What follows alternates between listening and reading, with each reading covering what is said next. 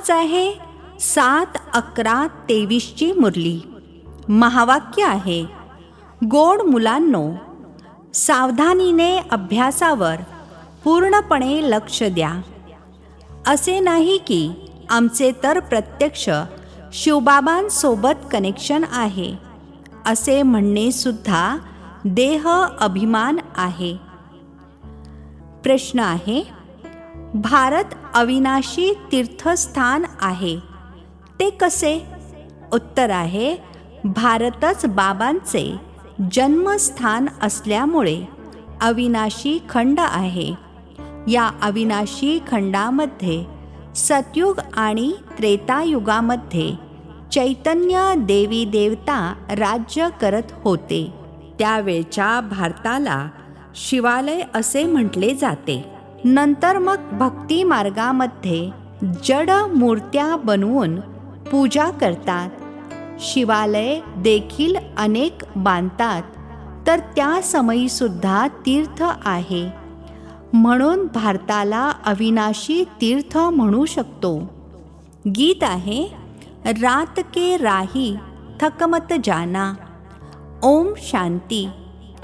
ही कोण सावधानी देत आहे की थकमत जाना ओ रात के राही? हे शिवबाबा म्हणत आहेत. कित्येक मुले अशी देखील आहेत जी समजतात की आमचे तर शिवबाबाच आहेत, त्यांच्याशी आमचे कनेक्शन आहे. परंतु ते सुद्धा ऐकवतील तर जरूर ब्रह्मा मुखाद्वारेच ना. बरेच जण असे समजतात की शिवबाबा आम्हाला डायरेक्ट प्रेरणा देतात, परंतु असे समजणे चुकीचे आहे. शिवबाबा ज्ञान तर जरूर ब्रह्माद्वारेच देतील. तुम्हाला समजावत आहेत की मुलांनो, थकून जाऊ नका. भले तुमचे शिवबाबांसोबत कनेक्शन आहे. शिवबाबा सुद्धा म्हणतात मनमना भव. ब्रह्मा देखील म्हणतात मनमना भव. तर ब्रह्मा कुमार कुमारी देखील म्हणतात मनमना भव. परंतु सावधानी देण्यासाठी मुख तर पाहिजे ना. कितीतरी मुले समजतात आमचे तर त्यांच्यासोबत कनेक्शन आहे, परंतु डायरेक्शन तर ब्रह्माद्वारेच देतील ना. जर डायरेक्शन्स इत्यादी डायरेक्ट मिळत राहिले तर मग त्यांना इथे येण्याची आवश्यकताच काय आहे? अशी सुद्धा मुले आहेत ज्यांना हे विचार येतात की शिवबाबा ब्रह्माद्वारा सांगतात तर मग आमच्याद्वारे देखील सांगू शकतात. परंतु ब्रह्माशिवाय कनेक्शन तर होऊ शकत नाही. बरेच जण ब्रह्मावर किंवा ब्रह्मा कुमार कुमारींवर रागावतात. तेव्हा असे म्हणायला सुरुवात करतात, योग तर शिवबाबांसोबतच ठेवायचा आहे. बाबांना मुलांना शिकवण सावधानी देण्यासाठी सांगावे देखील लागते. बाबा समजावून सांगत आहेत, तू वेळेवर क्लासमध्ये येत नाहीस. कोणी म्हटले? शिवबाबा आणि ब्रह्मा दादा दोघांनीही म्हटले. दोघांचे शरीर एकच आहे. तर म्हणतात सावधान होऊन अभ्यासावर पूर्ण लक्ष द्या. उच्च ते उच्च बाबा शिकवत आहेत. सर्वप्रथम महिमा तर शिवबाबांचीच करायची आहे. त्यांची महिमा खूप जबरदस्त आहे. असीम महिमा आहे. त्यांच्या महिमेचे खूप छान छान शब्द आहेत. परंतु मुले कधीकधी विसरून जातात. विचार सागर मंथन करून शिवबाबांची पूर्ण महिमा लिहिली पाहिजे. नवीन मनुष्य कोणाला म्हणावे? तसे तर स्वर्गातील नवीन मनुष्य श्रीकृष्ण आहे. परंतु या समयी ब्राह्मणांच्या शेंडींचे गायन आहे. मुलांना रचले जाते तर शिक्षण सुद्धा दिले जाते. जर लक्ष्मी नारायणाला नवीन मनुष्य म्हटले तर त्यांना ज्ञान देण्याची आवश्यकताच नाही. तर मग आता नवीन मनुष्य कोण? या व्यवस्थित समजून घेण्याच्या आणि समजावून सांगण्याच्या गोष्टी आहेत. ते बाबा आहेत सर्व शक्तिमान. वर्ल्ड ऑलमायटी. हा वर्ल्ड ऑलमायटी शब्द बाबांच्या महिमेमध्ये लिहायचे विसरून जातात. भारताची देखील महिमा केली जाते की भारत अविनाशी तीर्थ आहे. ते कसे? तीर्थ तर भक्ती मार्गामध्ये असतात, तर मग याला अविनाशी तीर्थ कसे म्हणू शकतो? हे अविनाशी तीर्थ कसे आहे? सतयुगामध्ये आपण याला तीर्थ म्हणू शकतो का? जर आपण याला अविनाशी तीर्थ आहे असे लिहितो तर ते कसे?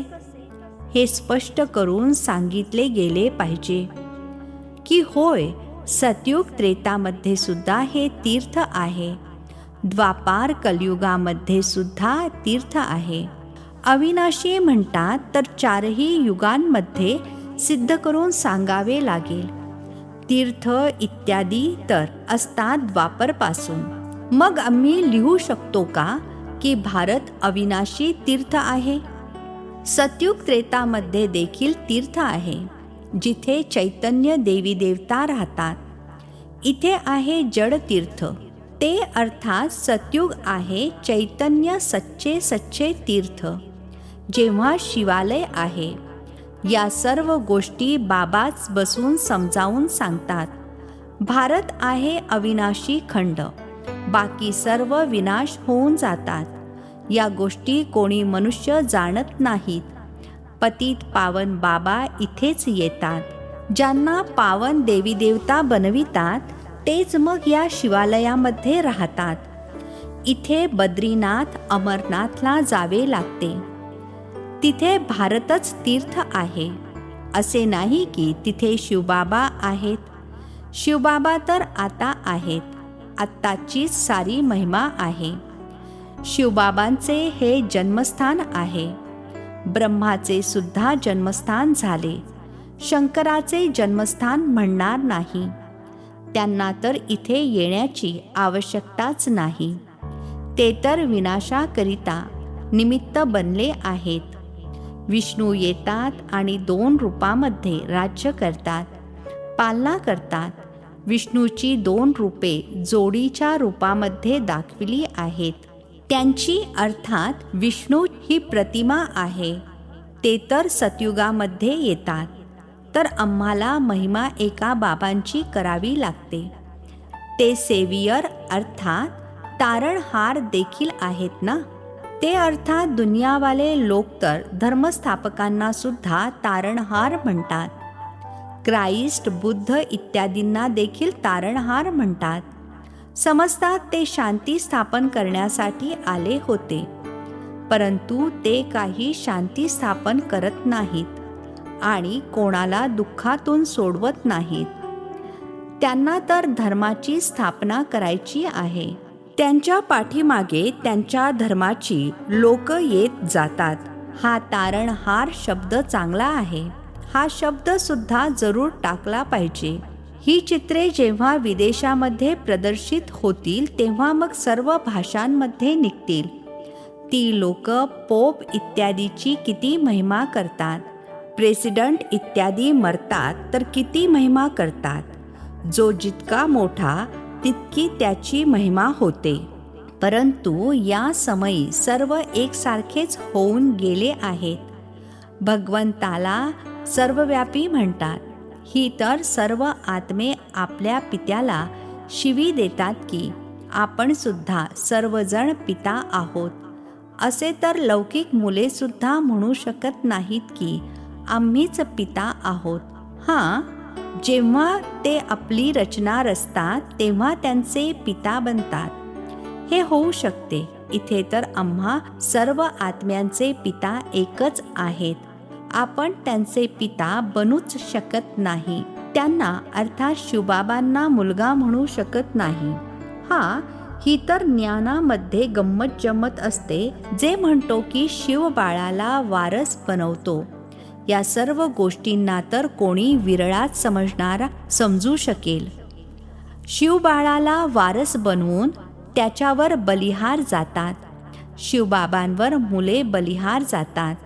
असे एक्सचेंज होते. वारसा देण्याचे किती महत्त्व आहे. बाबा म्हणतात, देहासहित जे काही आहे त्या सर्वांचे मला वारस बनवा.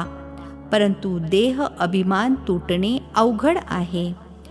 स्वतःला आत्मा निश्चय करून बाबांची आठवण करतील तेव्हाच तर देह अभिमान तुटेल.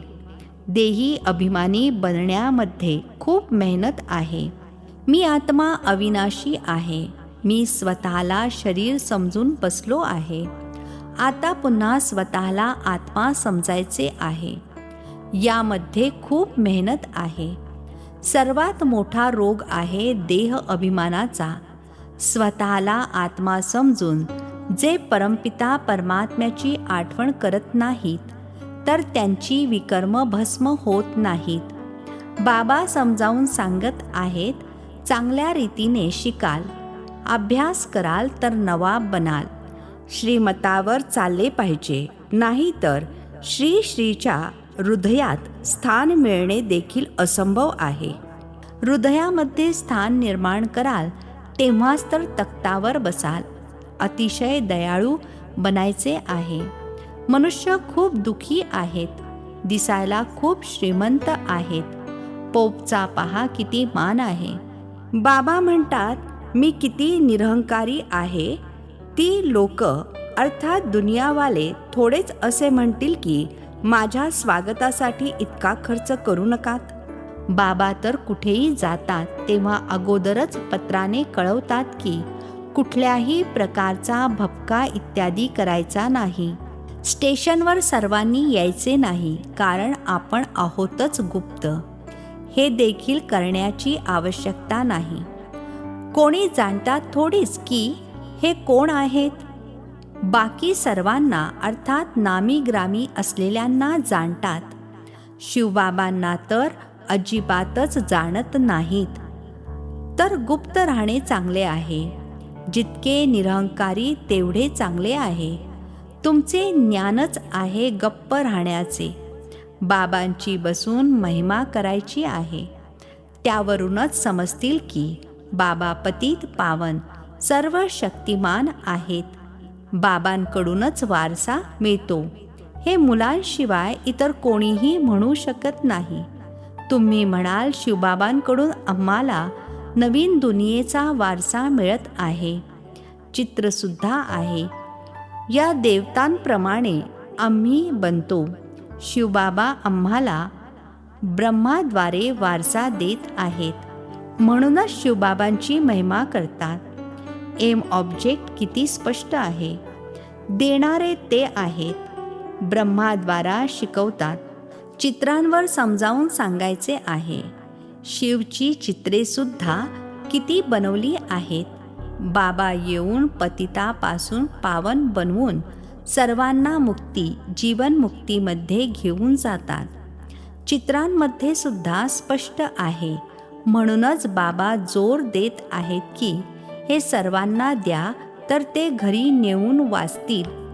इथून वस्तू घेऊन जातात आणि जाऊन डेकोरेट करून ठेवतात की ही तर खूप सुंदर वस्तू आहे.